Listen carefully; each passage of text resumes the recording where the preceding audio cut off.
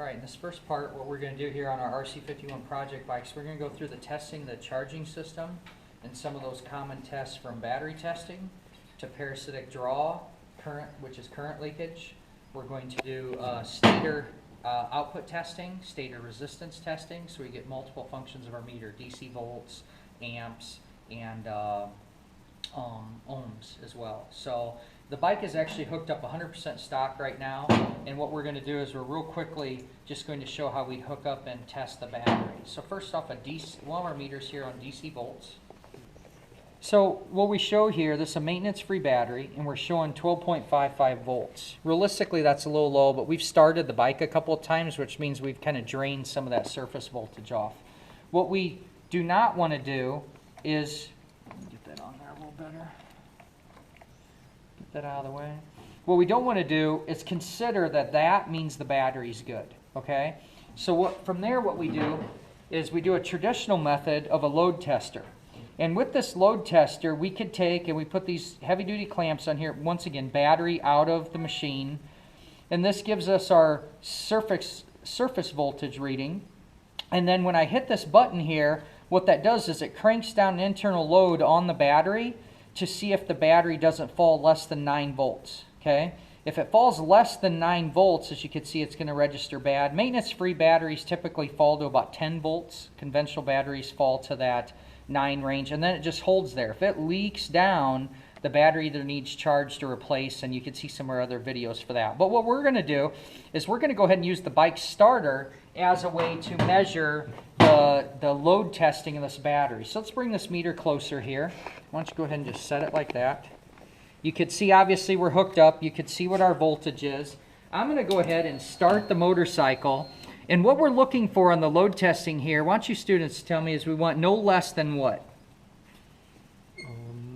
9 volts. So as we crank this over with the starter, if that gets less than 9 volts, we have a battery issue of just needing charged or replaced. So let's check out and see what happens. What did it get to? The lowest. It got a lowest of about 10 volts. I think I saw 10.32 volts. What we're going to do now is we're going to check the charging system. Kind of a noisy RC51, isn't it? Pretty cool bike. What we're going to do is, and do you notice how just for running for a couple of seconds, what'd the battery jump up to? 12.9. And it actually, I saw 13 on there. In a couple of seconds of running, this thing jumped up to 13 volts from that 12.5. That's just surface voltage in there that the charging system is just pumped in there right now. This bike, can you back up on the camera and show that there's no headlights, there's no tail lights? We're in the process of building this race bike, and we don't have any of that street equipment hooked up on this, so we don't have a lot of draw on the electrical system. So what you noticed at idle is that this was jumping up into that 14.3 or 4 range or whatnot. We have to, per the service manual, run this to a certain RPM. It's going to get kind of loud on the video. And check what's called our break-even voltage to make sure that the system isn't also overcharging or not working through that range. A lot of motorcycles out there, especially your older bikes, at idle do not produce charging voltage. And so if you just hook up a voltmeter like this to the battery and try to check for battery charging and you don't rev it to the specified break-even, if I just go and go, oh, I only have battery voltage, I'm going to say there's something wrong with the system and I'm checking a bunch of stuff that I don't need to. So Tyler, go ahead and hold that for us again. We'll fire up the bike. Notice how it's getting hard to start? Because we're draining that down.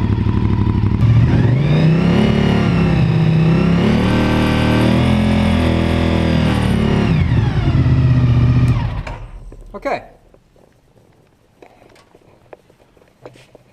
Service manual, please. What we're going to do is we know that our bike's working fine, but we're going to go ahead and demonstrate the test that we would do to test the components individually. So we're going to start with a parasitic draw test. Let's go ahead and switch meters. Now, per the manual, it says to disconnect the negative post.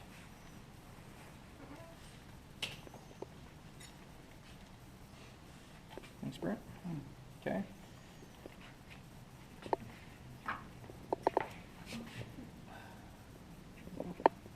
Okay, let's set your meter right here. So what you're going to see here is when you do amp testing, we need to complete the system in what we call a series test. You have to watch some of our other videos for more information on that. But in the series test, we need to go through the meter. So what we want to do to not have a negative sign show up on this is we're going to go ahead and hook our positive up to our cable, because the battery flow right now is going from the battery through the motorcycle electronics, through the negative cable. Now we're going to go through the meter, out of the meter, and then we're going to go ultimately to ground with the ground cable here. Okay. What you're going to see right here is the service manual also tells us always start on the largest range. And on this particular bike, per the manual, can I see that manual again? We'll just show the spec on that. It says that the maximum current leakage that we want to see is 1/10 of a milliamp here. Okay? That's the maximum, 1/10 of a milliamp. Okay? Now, when I start with this largest range, you're going to see that I got this kind of dancing back here. Every once in a while, you see that one that's dancing over there? Well, that really is a problem for us. Now we're going to switch to the smaller range. We're going to go ahead, and we're going to be able to see now that one's showing itself. So that's 1 milliamp. Okay? The key's in the off position, but it says the most we're supposed to have, and this is why this one's confusing, is we're actually only supposed to have 1/10. We should be on the other side of that decimal. So we have a pretty excessive draw. Per the service manual, they tell us right away the next step, as we follow through here, it says if this problem is present, as we use our troubleshooting chart, it says, where did you find that? Disconnect the regulator and rectifier. So this says incorrect. We go here and follow these steps. So that's how a great way to use troubleshooting charts. So let's just go ahead and do that. That component right here, you just see here when I disconnect this, did our problem go away? Most of it. We still have the clock hooked up and some other things, but we got down into a much smaller number here. Not completely, but if we were to take, now we still see that we have a draw there. So what we could do is we can go ahead and start disconnecting fuses one at a time. So here, if we start looking at our fuses here, here's an odometer one. As I pull that one, we went to 0. Now I could have, show the camera up here, I could have disconnected the actual connector here, and you could go around, you could keep just disconnecting things until your problem goes away. And what's really nice about that is you know where it exists. This number is really super small here. But what we find to be interesting is we've already been playing around and diagnosing this bike. And go ahead and go back here. Let's move our meter back to here.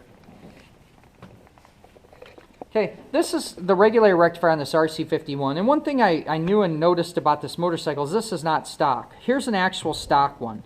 You see it's much larger in size. My connectors are exactly the same, but this is an OEM one. Okay, now I want to show you something that's pretty interesting here. So we're going to go ahead and once again, we have this disconnected here. I'm going to go ahead and fully disconnect the stator side of it too. Okay, we have no change in anything. But now what I'm going to do is I'm going to hook up a stock OEM one. Yeah, you can grab that, Brent.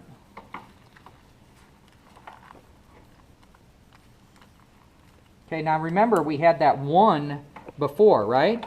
So now as we have this, we're basically holding this onto the chassis here. I'll go ahead and even just hook it up fully.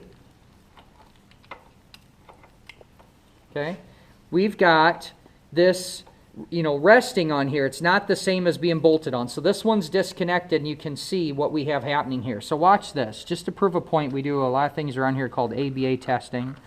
I'm going to go ahead and,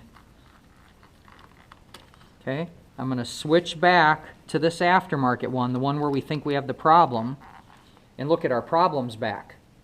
Okay, so we know something's going on. Problem present with this one, but the one thing we haven't done is actually ran the bike to see if the charging system still works. So go back to DC volts.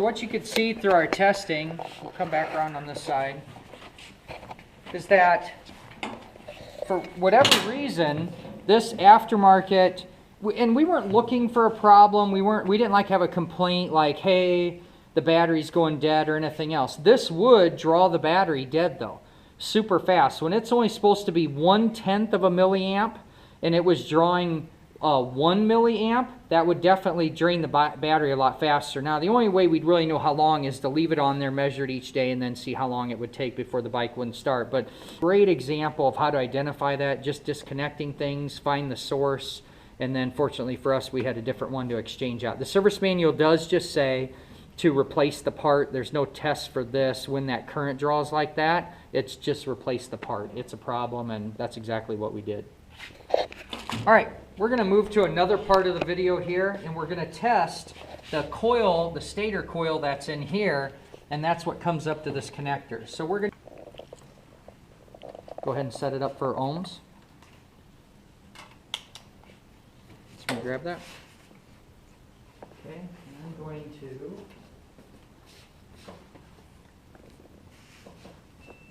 let's see if you guys remember this from your because you guys were using the training boards, weren't you? Mm-hmm. Yep. Okay. So what I'm going to do is just make it easier here, and we're going to we have a coil in there with 3 windings, and what we want to do is we want to test between all those windings. Okay, so hook up 2 leads. Just hold this, please.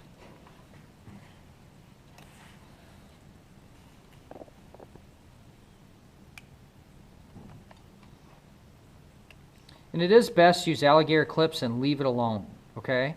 Zeroed our leads to take out any potential resistant in the leads themselves. So now we're going to go ahead and hook across the stator.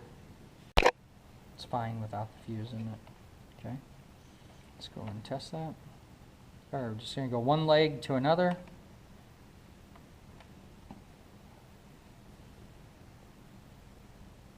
Point 0.5, that one's good. Switch it. Those fuses really throw us off on those poor leads, aren't they? Yeah. 0.5, now switch the middle one over.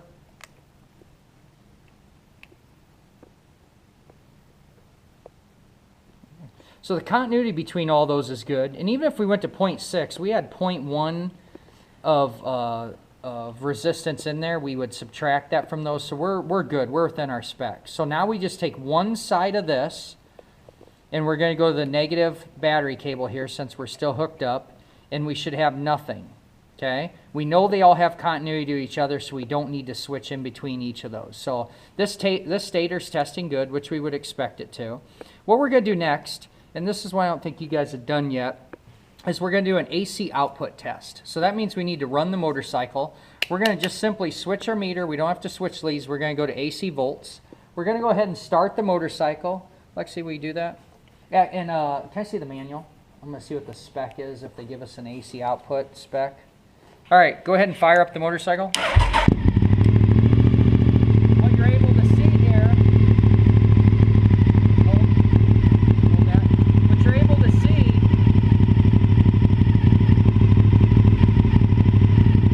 got to be hooked up across 2 coils. We're making 27 AC volts across those 2.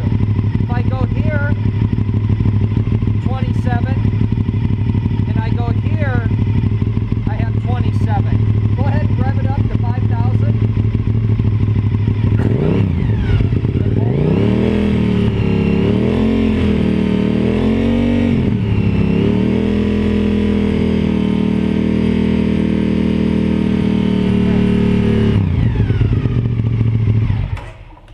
Okay. What we saw is at idle, we had, what, 25, 26 volts AC across all 3 legs. What we want is we want them to be equal. I mean, if we had 20 across all 3 of them, remember in that Suzuki video, that mechanic video, they talked about, you know, even if the spec was a little low or a little high, as long as they were all the same, the stator's probably good.